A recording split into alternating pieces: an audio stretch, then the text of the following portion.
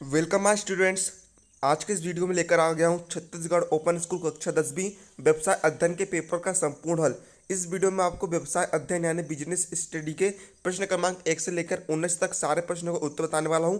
एक भी प्रश्न आपका नहीं छूटेगा। यदि आप इसका सलूशन कर लेते हो अपनी कॉपी में, तो आपको बिल्कुल पूरे में से पूरे अंक मिलना निश्चित है। और यदि आपको अदर सब्जेक्ट के वीडियो सॉल्यूशन की लिंक आपको इस वीडियो की डिस्क्रिप्शन में मिल जाएगी, आप उन्हें भी जाकर यहाँ पर देख सकते हैं।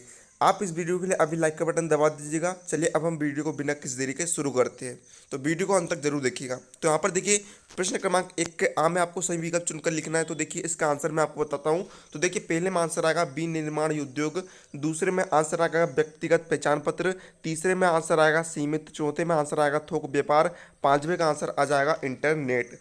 अब देखिए बा में आपको रिक्त स्थानों की पूर्ति करना। तो देखिए इसमें पहले का आंसर आएगा नियोक्ता, दूसरे का आंसर आएगा आवश्यक, है ना, तीसरे का आंसर आएगा विदेश, चौथे का आंसर आएगा बंधक, पांचवें का आंसर आएगा 3। अब देखिए 7 नंबर में आपको सत्य या असत्य चुनकर लिखना है। तो देखिए पहला, चौथा, छठवां, सातवां जो कथन है वह असत्य है, और दूसरा, तीसरा, पांचवा, आठवां, नौवां, 10वां ये कथन सत्य है। तो आप इस प्रकार से यहाँ पर सत्य सत्य कथन को लिख लीजिएगा। बिल्कुल एक्यूरेट आंसर है, आपको टेंशन लेने जरूरत नहीं है, बिल्कुल करेक्ट आंसर है ना। बिल्कुल आपको 100 में 100 अंक मिलेंगे। क्या पढ़ाई में आपको आते हैं डाउट्स? तो 5 सेकंड में डाउट नोट के साथ करो उन्हें आउट। बस अपने सवाल की फोटो खींचो, क्रॉप करो और तुरंत वीडियो सॉल्यूशन पाओ। फिर चाहे आपका सवाल फिजिक्स, केमिस्ट्री, मैथ्स, बायोलॉजी का हो, सीबीएसई, यूपी, बिहार, मध्य प्रदेश या अन्य स्टेट बोर्ड का हो, यहाँ तक कि कक्षा 6 से 12वीं आईआईटी, जेईई, नीट का सवाल हो, सभी सवालों का वीडियो सॉल्यूशन बस 5 सेकंड में मिलेंगे आपको डाउनलोड ऐप पर। इसके साथ ही डाउनलोड पर चल रही है इंडिया की number 1 daily online video classes, वो भी इंग्लिश और हिंदी मीडियम में, जहाँ पूरा कोर्स पढ़ा जा रहा है। तो आज ही इन कोर्सेज का हिस्सा बनिए और डाउनलोड ऐप इंस्टॉल कीजिए। पूरे में पूरे अंक मिलेंगे। अब देखिए प्रश्न क्रमांक 2 है आपका, पैसे की किन्हीं दो विशेषताओं को लिखिए। पैसे आने होता है प्रोफेशन, मतलब कि आप कौन सा कार्य करते हो, उनकी आपको दो विशेषताएं लिखनी। तो देखिए पहली विशेषता, पैसे में विशिष्ट एवं क्रमबद्ध ज्ञान का होना आवश्यक है ना। जैसे कि डॉक्टर है, डॉक्टर को डॉक्टर ही आनी चाहिए, उसने डॉक्टर की पढ़ाई होनी चाहिए, उसको तजुर्बा होना चाहिए, उसका ज्ञान होना चाहिए। दूसरी विशेषता, पैसे में तकनीकी ज्ञान अत्यंत आवश्यक है। तो इस प्रकार से यहाँ पर पैसे की दो विशेषताएं हो जाएगी। अब देखिए तीसरा आपको दिया है वायु प्रदूषण के दो कारण लिखिए। तो देखिए यहाँ पर हम दो कारण लिखेंगे। तो देखिए पहले वनों का विनाश, आप उसकी डिटेल कर लीजिएगा, है ना। फिर उसके बाद अगला अगला आप लिखेंगे उद्योग, कल कारखाने, है ना, लघु मध्यम बृहद, फिर उसकी आप ये डिटेल लिख लेंगे।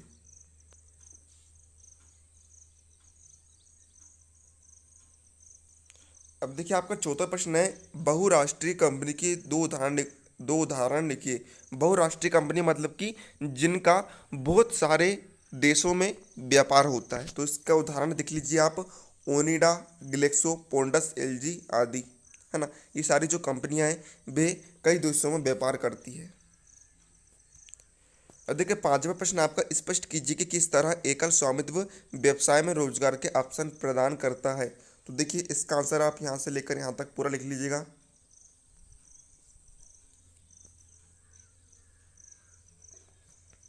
अब देखिए छठा प्रश्न है आपका, निजी तथा सार्वजनिक भंडार गृह में अंतर लिखिए। तो देखिए यहाँ पर सबसे पहले आपको लिखा है निजी भंडार गृह और दूसरा आपको लिखा है सार्वजनिक भंडार गृह। अब तो देखिए आप अंतर किस प्रकार से लिखेंगे, आपको करना क्या है, दो कॉलम बनाएंगे, ठीक है। इस तरह से आप दो कॉलम बनाएंगे, इस तरह आप लिखेंगे निजी भंडार गृह और इधर आप लिखेंगे सार्वजनिक भंडार गृह। अंतर आपको इस प्रकार से लिखना है, जैसे कि यहाँ पर देखिए इतनी आपको की दी है, परिभाषा दी है, तो आप इसको वाले पे इधर डालेंगे नंबर 1 और ये वाले में आपको इतनी लाइन लिख देनी है। इसी प्रकार से इसी प्रकार से यहाँ पर देखिए सार्वजनिक भंडार गृह की परिभाषा, तो आप इतनी लाइन को ये इस वाले कॉलम में पहले पॉइंट में लिख देंगे। इस प्रकार से यहाँ पर आप अपने प्रकार से अंतर लिख दीजिएगा। तो आपको इस प्रकार से यहाँ पर अंतर लिखना है, बेस्ट रहेगा, ठीक है। तो इतना मैंने आपको बता दिया हूँ, है ना। आप खुद मतलब कि अंतर बनाकर लिख लीजिएगा। देखिए सादा प्रश्न आपको दिया है, टेलीफोन शाब्दिक संप्रेषण का बहुत लोकप्रिय रूप है, स्पष्ट कीजिए। तो यहाँ पर देखिए इसका आंसर देखिए आप पूरा यहाँ पर लिख लीजिएगा, है ना, यहाँ से लेकर, है ना, पूरा आप आंसर लिख लीजिएगा, पूरा यहाँ तक आप आंसर लिख लीजिएगा। अब देखिए अगला प्रश्न आपका, डाक सेवाओं से क्या आशय है। तो यहाँ पर आप हेडिंग डालेंगे डाक सेवा का अर्थ, और आप इतना पूरा आंसर लिख लेंगे, है ना, यहाँ तक आप आंसर लिख लेंगे। अब आपका अगला क्वेश्चन है, नोवा क्रय से क्या अभिप्राय है। तो देखिए यानी कि आपको क्रय की परिभाषा लिखनी है। तो देखिए क्रय वह प्रक्रिया है जिसमें एक व्यक्ति नकद भुगतान कर कुछ वस्तुओं अथवा संपत्तियों का हस्तांतरण अपने नाम पर करवाता है। 10वां आपको थोक विक्रेता से क्या आशय है। तो देखिए थोक विक्रेता की आपको यहाँ पर परिभाषा लिखनी है। तो देखिए थोक विक्रेता या व्यापारी से आशय ऐसे व्यापारी से है जो उत्पादकों से बड़ी मात्रा में वस्तु को क्रय करके थोड़ी थोड़ी मात्रा में फुटकर व्यापारियों को बेचता है। थोक व्यापारी निर्माता एवं फुटकर व्यापारियों के बीच की कड़ी है। वे अंतिम उपभोक्ता को कोई उल्लेखनीय मात्रा में वस्तु का विक्रय नहीं करते। अगला क्वेश्चन आपको सुपर बाजार का क्या अर्थ है। तो देखिए एक बड़ी स्वयं सेवा की विशेष दुकान जिसमें विभिन्न कंपनियों के उत्पाद, किराने का सामान, घरेलू सामान, कपड़े आदि बिकते हैं। 12वां प्रश्न आपका, व्यक्तिगत विक्रय का अर्थ स्पष्ट कीजिए। तो देखिए आप इसकी परिभाषा आपके सामने है, आप यहाँ पर परिभाषा लिख लीजिएगा। अगला क्वेश्चन है आपका 13वां प्रश्न है, जीविका चुनाव का क्या महत्व है, स्पष्ट कीजिए। तो देखिए आप हेडिंग डालेंगे जीविका के चुनाव का महत्व, और आप इतना पूरा आंसर यहाँ पर लिख लेंगे।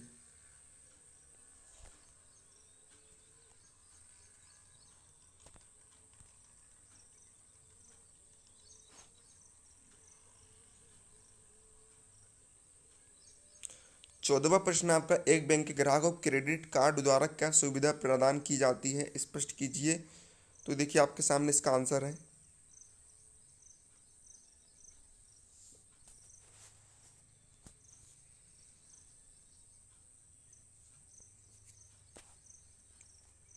पंद्रहवां क्वेश्चन आपको, किसी वस्तु को क्रय करने की 3 पद्धति को लिखिए। तो यहाँ पर आप लिखेंगे किसी वस्तु को क्रय करने की 3 पद्धतियाँ निम्नलिखित हैं। फिर आप पहला पॉइंट डालेंगे थोक खरीद, और इसकी आप ये डिटेल लिखेंगे।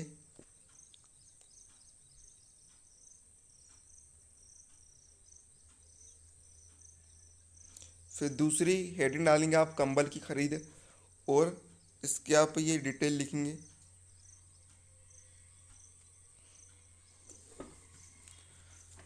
तीसरी हेडिंग आप डालेंगे पारस्परिक खरीद, और आप उसकी डिटेल लिख लेंगे। अब देखिए 16 प्रश्न आपका, उपभोक्ता को दिन प्रतिदिन आने वाली विभिन्न समस्याओं का वर्णन कीजिए, कोई दो। देखिए यहाँ पर उपभोक्ता को आप हेडिंग डालेंगे उपभोक्ताओं की समस्याओं का स्वरूप, और आप इस प्रकार से यहाँ पर, है ना, लिखेंगे। पहला आप हेडिंग डालेंगे मिलावट, और उसकी आप डिटेल लिखेंगे। और फिर दूसरी हेडिंग आप डालेंगे नकली चीज़ों की बिक्री, और आप उसकी डिटेल लिख लेंगे। अब देखिए अगला 17वां प्रश्न है आपका, उपभोक्ता के दायित्व लिखिए कोई दो। तो यहाँ पर देखिए आप लिखिएगा उपभोक्ता के निम्नलिखित दायित्व है। फिर पहली हेडिंग आप डालेंगे स्वयं सहायता का दायित्व, और उसकी आप भी डिटेल लिख लेंगे। फिर दूसरी हेडिंग आप डालेंगे लेन देन का प्रमाण, और आप उसकी डिटेल लिख लेंगे।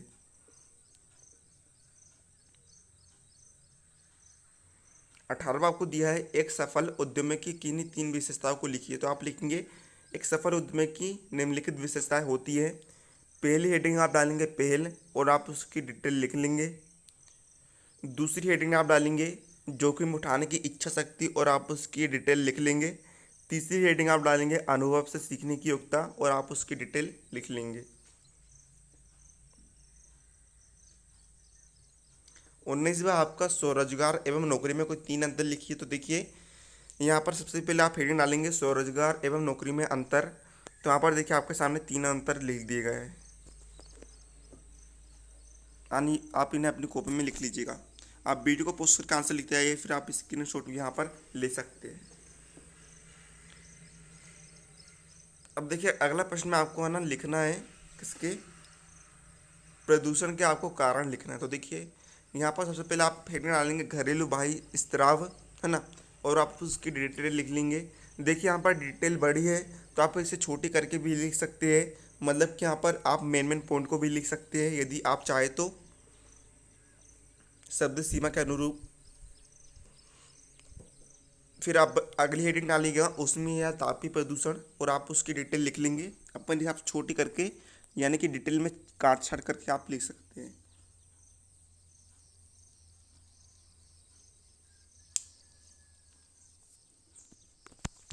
फिर अगली हेडिंग में आप डालेंगे तेली प्रदूषण और उसकी डिटेल।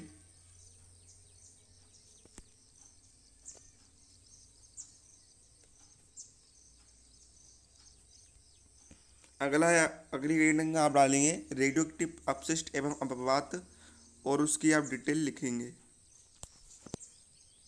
तो आपका आंसर हो जाएंगे। अब अगला है आपका 21वां प्रश्न है संयुक्त हिंदू परिवार व्यवसाय की 4 विशेषताएं लिखिए। तो आप हेडिंग डालेंगे संयुक्त हिंदू परिवार व्यवसाय की विशेषताएं। पहला आप डालेंगे स्थापना और उसकी डिटेल लिख लेंगे। दूसरा वैधानिक स्थिति और उसकी आप ये डिटेल लिख लेंगे। तीसरा सदस्यता और उसकी डिटेल लिख लेंगे। चौथा लाभ का बंटवारा और फिर आप उसकी डिटेल लिख लेंगे। तो आपका 21वें प्रश्न का आंसर हो जाएगा। अब 22वां प्रश्न है आपका व्यवसायों के लिए भंडार गृह के लाभ लिखिए कुछ 4। तो यहाँ पर देखिए व्यावसायिक समुदायों को भंडार गृह से कई प्रकार के लाभ होते हैं, है ना। तो लाभ निम्नलिखित है। पहली हेडिंग आप डालेंगे वस्तु को संरक्षण तथा परिरक्षण, और आप उसकी डिटेल लिख लेंगे। दूसरा वस्तुओं की नियमित आपूर्ति और उसकी डिटेल। तीसरा उत्पादन में निरंतरता और उसकी डिटेल। चौथा साज संभाल में आसानी, है ना, और आप उसकी डिटेल लिख लेंगे। तो ये आपका 22वें प्रश्न का उत्तर हो जाएगा। 23वां आपको दिया है व्यवसाय में संप्रेषण के महत्व के कुछ 4 बिंदु लिखिए। तो यहाँ पर देखिए आप हेडिंग डालेंगे संप्रेषण का महत्व, और ये से आप 4 बिंदु को यहाँ पर लिख लेंगे। 24 आपको दिया है बीमा के 5 महत्व लिखिए। तो देखिए यहाँ पर आप लिखेंगे बीमा से वैश्विक स्तर पर निम्न लाभ हो सकते हैं। पहला मित व्ययता व बचत को प्रोत्साहन, और आप उसकी डिटेल कर लेंगे।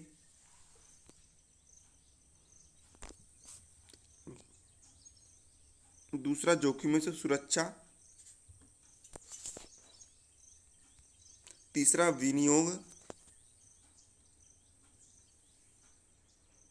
डिटेल लिखना आपको, है ना। फिर चौथा बीमित व उसके उत्तराधिकारियों की पूर्ण सुरक्षा, और आखिरी आप लिखेंगे करों में छूट। अब 25वां देखिए आपको दिया है फुटकर विक्रेता के कारण लिखिए। तो देखिए आप लिखेंगे एक फुटकर विक्रेता साधारणतः निम्नलिखित कार्य करता है। पहला आप लिखेंगे वस्तु को क्रय एवं संकलन, और उसकी डिटेल कर लेंगे। दूसरा वस्तु का संग्रहण। तीसरा साख की सुविधा। चौथा व्यक्तिगत सेवा। पांचवा जोखिम उठाना।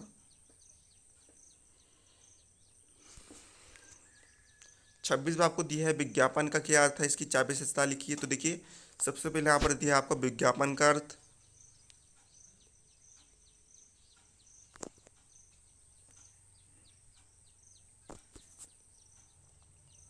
फिर विज्ञापन की विशेषताएं, तो आप इन सभी विशेषता को लिख लीजिएगा।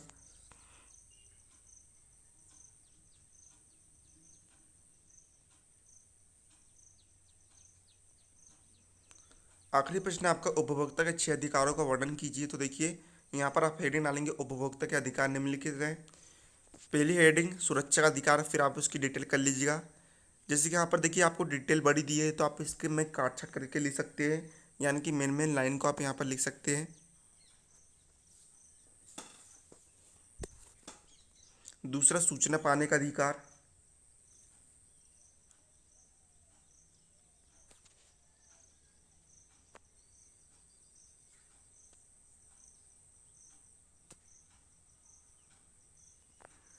फिर तीसरा चुनाव का चयन का अधिकार।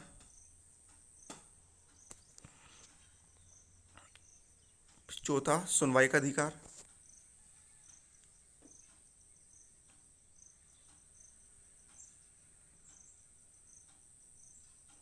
पांचवा निवारण का अधिकार। छठवां उपभोक्ता शिक्षा का अधिकार। तो आज की इस वीडियो में मैं आपको CG open school class 10th business studies के पेपर का फुल सॉल्यूशन मैंने आपको बता दिया हूँ। यदि आपको वीडियो हेल्पफुल लगा तो वीडियो को लाइक कर दीजिएगा। मिलते हैं अगले वीडियो में, और आपको डिस्क्रिप्शन में सॉल्यूशन की लिंक भी मिल रही है।